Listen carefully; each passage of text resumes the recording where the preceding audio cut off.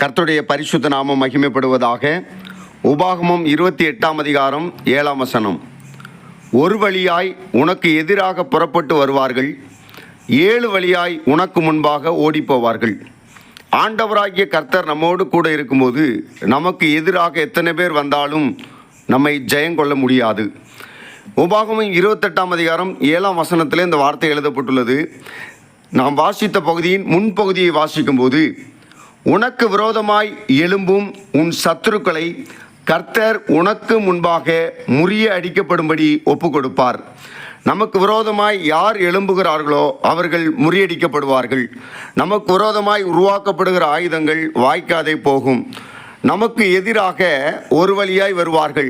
ஒருவர் அல்ல, பல பேர் சேர்ந்து பல காரியங்களை சேர்த்து கொண்டு காரணமே இல்லாமல் நம்மை பகைக்கும்படி கூட்டம் கூடி நமக்கு எதிராய் வருவார்கள்.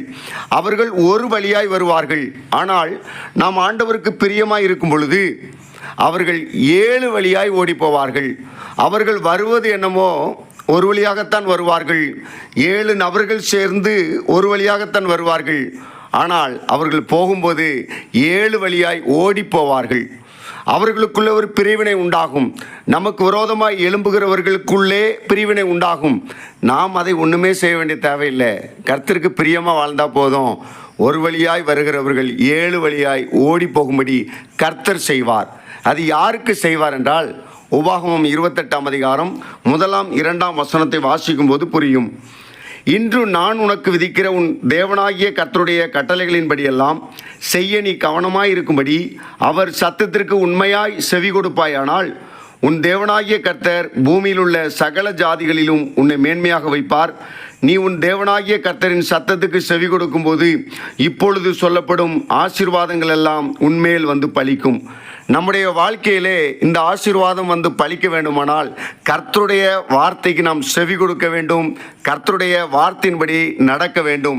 எத்தனை பேர் விரோதமாய் வந்தாலும் நாம் பயப்பட வேண்டிய அவசியமில்லை. அவர்கள் ஒரு வழியாய் வருவார்கள். பல பேர் சேர்ந்து ஒரு வழியாய் வருவார்கள். அவர்கள் 7 வழியாய் ஓடி போவார்கள். அவர்கள் நினைக்கிற காரியம் நடக்காது. அவர்கள் திட்டம் தீட்டின காரியங்கள் அபத்தமாகி போகும். ஆண்டுடைய பிள்ளைகளே, நாம் எதற்கும் கவலைப்பட வேண்டாம். கர்த்தருடைய வார்த்தையை பிடித்து கொள்ளும்போது கர்த்தர் நமக்காய் யுத்தம் பண்ணுவார். அவர் நம்மோடு கூட இருப்பார். ஒரு நாளும் அவர் நம்மை கைவிடுவதே இல்லை. கர்த்தர் உங்களை ஆசீர்வதிப்பாராக. ஆமேன்.